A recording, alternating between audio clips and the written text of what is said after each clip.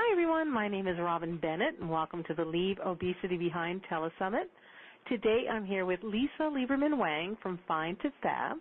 Lisa is the leading specialist in helping women with emotional and behavioral eating depression and weight loss.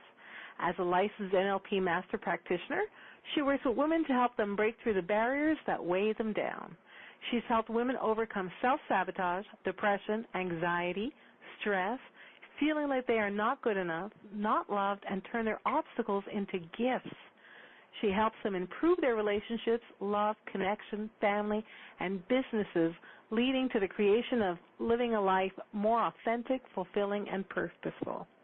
So I want to say thank you, Lisa, for being here with us. Well, thank you, Robin. I'm excited. It's such a great topic. Yes, and I'm so glad that you're here. You're very, very helpful to all these women. You've done a lot of great work. And can we start by, I want to ask you if you could tell me a little bit about you, what it is that you do, and what is the inspiration behind your work? Okay. Well, what is it I do and the inspiration? The inspiration behind my work came about, Robin, because of my own challenges, where I spent the better part of 13 years with an eating disorder, which resulted in 6 hospitalizations. I had kept it such a secret and actually insisted my family do the same because I ended up dealing with anorexia, bulimia, compulsive overeating, binge eating, emotional eating, and purging. And it turned out that by the time I was 18 years old, I had a sudden heart attack because I had lost 30 pounds over 30 days, and my potassium had gotten so low I was rushed into the hospital. And what I didn't realize would happen is it became the first of many hospitalizations over the next 13 years. There were over 5 of them. I say over because there are little things we had to go in for that we didn't expect. And I spent years looking for the answer to what's wrong with me, to only find out there was really nothing wrong with me. It was just an awful question. But I went through therapy, Overeaters Anonymous, self-help programs, invested hundreds of thousands of dollars to find this answer out, to finally realize that, it really became a me challenge, not a we challenge. The challenge was the stories I was telling myself and how it's hurting myself. So this became a bigger mission to help more women stop hurting themselves and to live a more authentic life that's happy, healthy, and free. So can you tell me, how does what you do help women overcome the depression, their emotional eating, disordered eating, or even self-sabotage? We all know that one. And why do you think that is important? Well, I believe right now, Robin, most women today, we have such images of what we're supposed to be, who we're supposed to be, what measures up to be okay. Media tells us one thing, our minds tell us another, our family tells us something else. And I don't even know if people realize what they're doing. I think most of the people are kind of existing and not living. And we accept things, and most of the people I end up working with are looking for the next therapy, the next diet pill, the next diet program or therapy to be the answer.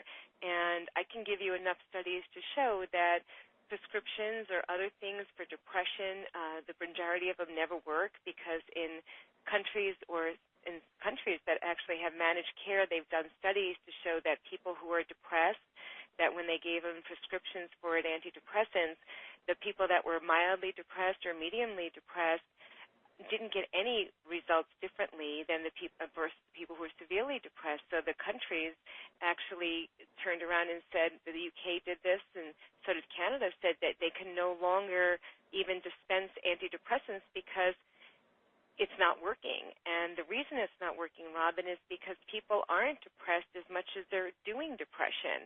And when we start understanding that our behaviors, like we're doing things to be destructive to ourselves, it's not that it's happening to us, and we learn to manage those emotions, first becoming aware of it and then managing them. I literally have had unbelievable success getting women off antidepressants, getting them off other prescriptions, anxiety medications, and things like that, when you started recognizing where these emotions were coming from. I had to ask you, Lisa, in your opinion, what would you say are the must-haves that would result in having a high level of success, like a life free from hurting oneself with food or any other substance? Oh God, the must-haves for all of us is a vision that's clear and purposeful and something to move towards. I think most of the time when we're stuck, and I don't know, Robin, I'm sure you can relate to it, knowing your background as well and dealing with obesity and why you're even doing this, it's like there's a lot of pain in being by yourself, and there's a lot of pain in the food, and I always believe the food is just a symptom, it's not a problem. Mm-hmm. And when you're in it, it's hard to see past it.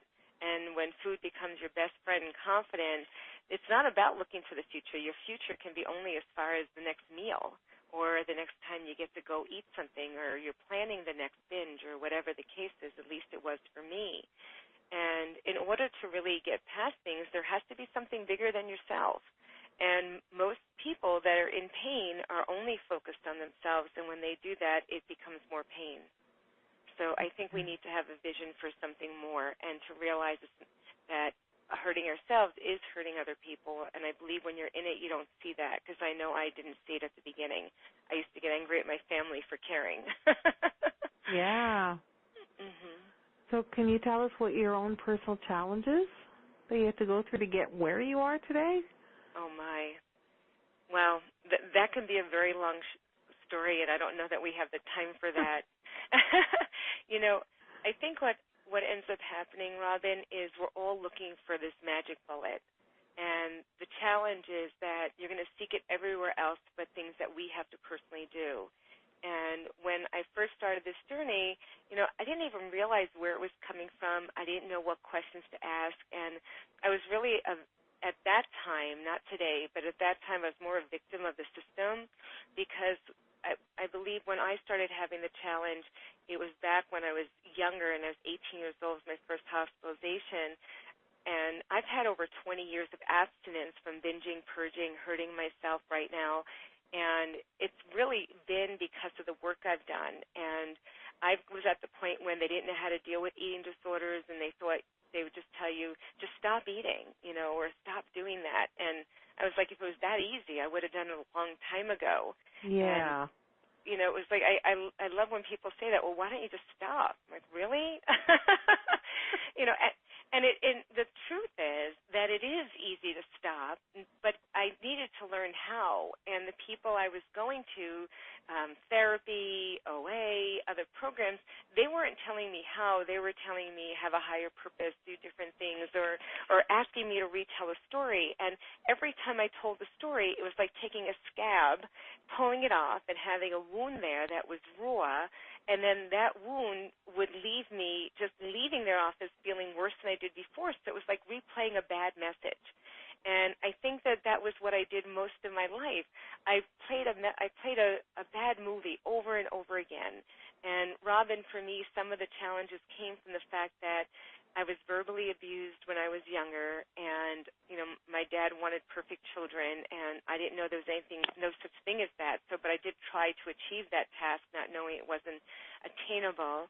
And then what ended up happening is when I was younger, I dated a person who was older than me, and he took advantage of a situation that I didn't expect to happen. So I ended up getting sexually abused on a date and told my mom, and my mom didn't know how to deal with it, or she did the best she could, and she told me not to tell my dad. And it gave me a message that I did something wrong. And what I did wrong was I wasn't supposed to date someone who was older than me, but what happened was not me doing it wrong. It was somebody taking advantage of a situation. And today I can tell you that without tears and crying and everything else. But at the time, I just felt bad. I felt dirty and bad and all the other stuff. And I ended up finding I just repeated incidences where I got myself in the same situation again. I never understood why, is I just stopped valuing myself. And I learned that secrets kill, and it kills the person carrying it. And that was really the big thing, is when I stopped with the secrets and thinking things were such bigger than they were, it was able to change. And, you know, I had this good girl disease. I didn't do drugs. I didn't drink or anything else like that. But food just became a great confidant and friend, and it was easy to go to. And it wasn't until over 20 years ago, I'd gone to a Tony Robbins event, and he was looking for someone suicidal, and it turned out that I never, I'm in the room and it's 2,500 people, and before I know it, all the eyes are at me, and I'm like, why are they looking at me? And I'm looking around, and I'm looking at the person I'm sitting next to. They had us buddy up, and I'm thinking, did I raise my hand? I didn't think I raised my hand, and why is everybody there? And before you knew it, I won for being most challenged. I say messed up. Mm-hmm. And he ended up working with me for 4 hours in front of 2,500 people. And what I learned from the experience was that I had a lot of rules and beliefs and values around things that weren't even mine. I mean, there were, Robin, what other people told me I should be, who I was supposed to be, how I was supposed to look, what I was supposed to do, what career I was supposed to take. And when I couldn't fit into that mold, I never felt like I was enough. So no matter how successful I was, and I was a millionaire by the time I was 30, and it still wasn't enough, and I was never skinny enough, pretty enough, smart enough. And everything in my life would prove to be different, where I had scholarships and I did other things, but it was never enough. And it gets to the point, like, when is it enough? And I believe after spending 1 year, almost what some people make in a year or 2 years, I spent over 6 figures on food. I really had a challenge with food. I realized that was enough. This is bad. Mm-hmm. I'm gonna either go broke or kill myself first. I don't know what it's gonna be, and but I knew it'd never be broke because I'd always make money, and that was the thing. Is like I found always something to escape with, but I ended up making a decision, and the decision that happened was like in a heartbeat. I just made this decision that this was gonna stop. I mean, it was insane, and we know the expression insanity is doing the same thing and expecting different results, and yeah.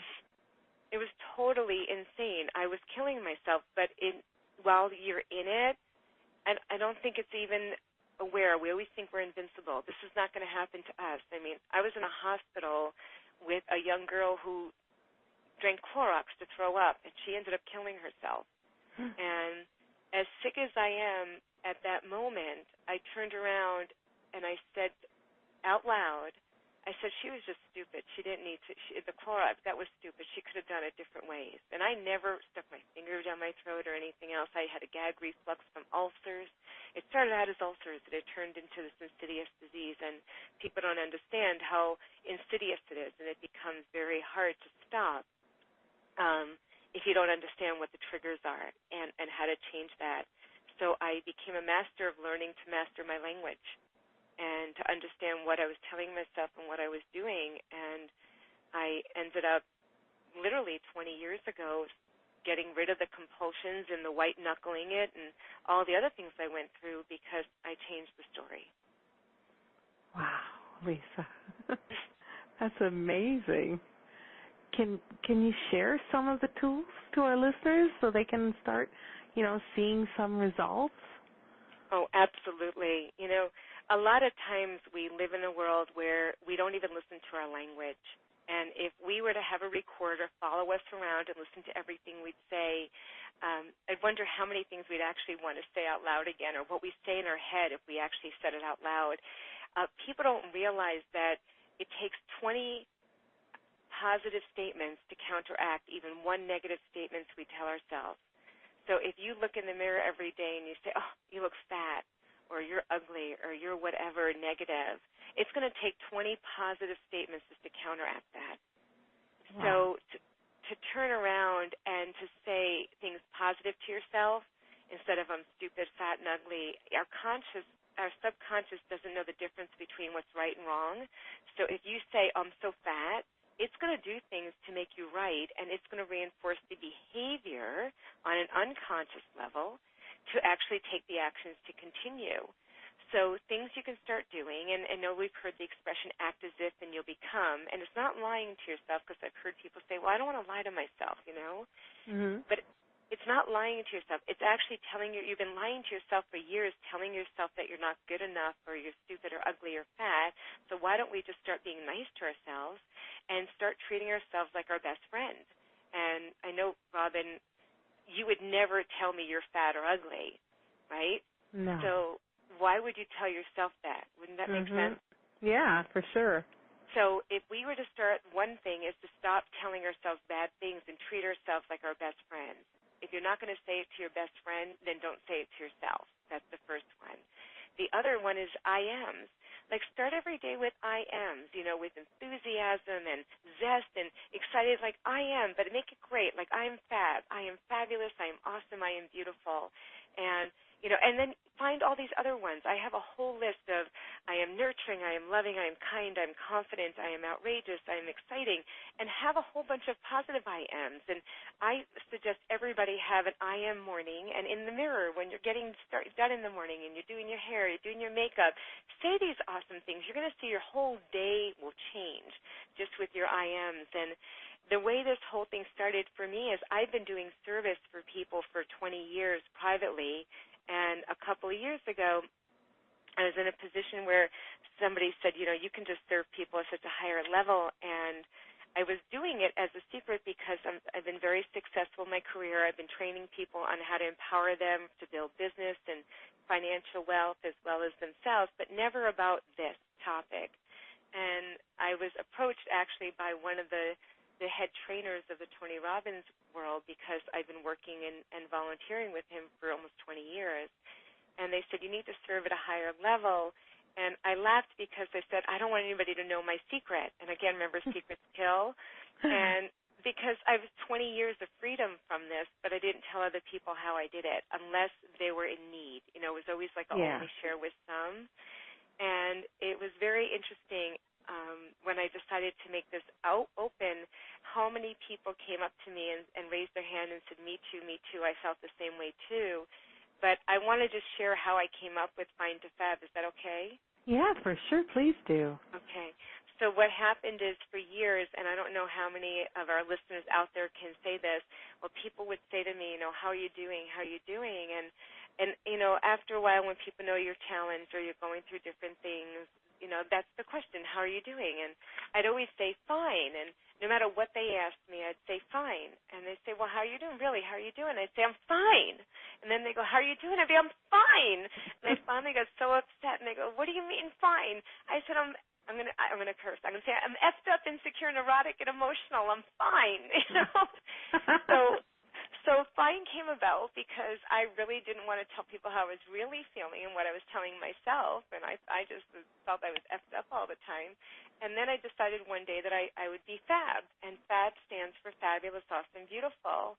So I went from F.I.N.E to Fab.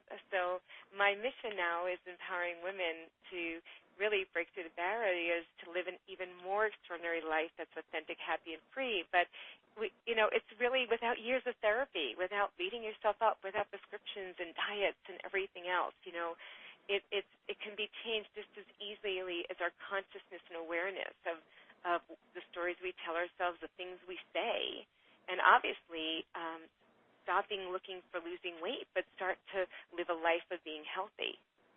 And that's the big difference. So do you have any stories you can share with us about your work that's changed someone's life through your program?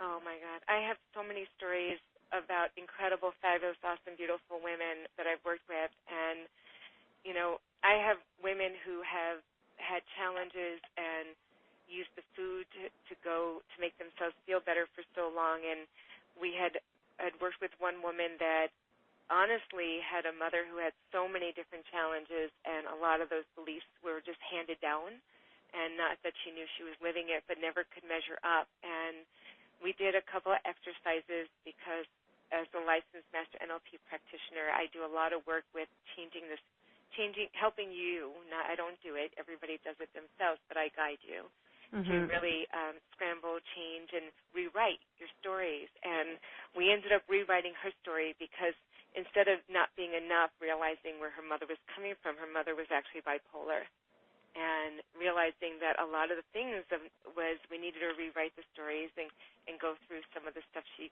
did. And it is totally amazing. This woman is such a powerful role model right now for so many women now, but before she was so stuck and has two beautiful kids. And one of her motivations as well was to not become the next generation repeating history. And that was huge. And I have another fabulous woman who was a judge, and I thought I'd be dealing with like a younger group, and I found out that the women I deal with are anywhere between 30 to 65 years old. And but I do have a story about a beautiful 18-year-old that totally, I think I want to tell her first, and I'm not going to use her name, but she's just incredible. And her mom came to me because she was already pre-diabetic and was at the scales of what people would consider obese. You know, and you're over a certain percentage overweight, they consider you obese, and it doesn't even have to be a lot today, but America is the fattest country in the world. And all these other things that she was going through, she ended up having to drop out of college, and the food became an issue. She was a binge eater, compulsive overeater, and I started working with her because her mom, but the one thing I did is I found out she moved back home and she's going to go to college here, and Robin, I wouldn't work with her unless I worked with her mom because she was living home, and I know where the stories come from and where things start, and if we don't help to adjust both generations, if they're living together, the shift becomes more difficult when someone's young. So, I mean, I got to tell you, the shift's in both of them, but it turns out that the incredible deal with her is that she's no longer on medication. She's no longer pre-diabetic. She's lost 11% body fat, unbelievable amount of inches. Wow. She had no friends, and that was one of her big things, is why she was hibernating and doing that. Now she's got a social life, active life, back in college. She thought herself to be slow with learning, and she's doing incredible, and now she's going to serve at an even higher level. And the coolest thing is, 18 years old, she, with her own money from working, she sent me flowers to thank me, and what she said was really incredible, is thank you for giving me my life. Oh, and that's it was incredible. I mean, that was it just makes it so worth it. And I have another beautiful woman who, I'm going to come crying here from her. She's so incredible. Another woman who had gone through bariatric surgery and had lost 100 pounds because of the surgery, but never worked on her thinking. And no matter how beautiful she is, she never saw herself that way, even with the weight gone. And when she started working with me, she just really wanted to get a smile on her face. And she happened to be a judge and very influential and, you know, very successful, but again, not feeling like she was good enough and was doing all kinds of things. And the best thing about her is when we were done working together, I have a 10-week transformational program and a weekend event I work with. She said, I came for a smile on my face, but I have one in my heart. wow. So That's amazing. Yeah. So I've been really blessed to have been able to help so many women, Robin, so I can keep giving stories. That's okay, because they're great. Can you tell me, what do you think is the number one thing that holds women back? I think the number one thing that holds women back is themselves. Is the thought of what you think the shoulda, coulda, woulda is in our life, and not practicing gratitude and being in a place of peace. And that's one of the reasons why I started it as a movement to help women reclaim their inner peace and power, because I think we've kind of given it away, thinking that we don't have the power to change and that we're stuck or we have to be a certain way, and not seeing the beauty in others. So the number one thing that holds us back is ourselves, and the number one thing that will move us forward is ourselves. That's so true and so beautiful all at the same time. Can you tell me what is your best advice that you can maybe share with our listeners today that would inspire them, you know, to break through what is holding them back? What's the best way for them to do it? Well, the best way to do it is to really I kind of mentioned it before, Robin, but there's so many things. But one is I have a book. If I'm going to say that would be easier. I wrote a book. It's a #1 bestseller on Amazon, and it's F.I.N.E. to Fab: 7 Secrets of it's actually Find Us at 7 Secrets of a Successful Woman's Journey Away from Depression, Disordered Eating, and Self-Sabotage. And when I had started this journey, the doctors had gotten me, by the time I was in my 20s, I was on 13 prescriptions a day for antidepressants, high blood pressure, asthma, allergies, you name it. And then, between the depression and the disordered eating and wishing I was dead most of the time, or not even just dead, just numb and just not feeling, I think that you say what would be a thing. Mm-hmm. I have incredible exercises in there. There's not just one thing. There's so many things. But I think it's one of the biggest ones is making a decision. And the decision comes from the decision that you're worth it, that you want more, and the decision is to stop doing it. A lot of times we think that it's going to take a lifetime to change, and nobody got where they are because of one instance of having, a cookie, or one time of having ice cream, or one time of something. We got there because of a decade of consistent behavior that didn't serve us. It really becomes a decision of changing our identity that we deserve more and that we're already fabulous, awesome, beautiful, and that you're not looking to lose weight anymore, but you're looking to live healthy and happy. And when you start living in yourself and your own truth and being authentic to yourself instead of what you think you should, could, or would be, this stuff literally will melt away, meaning pounds will melt away. The weight of the world will melt away. It'll be lifted. All these things can change once you make that decision, but you need to realize that you're worth more.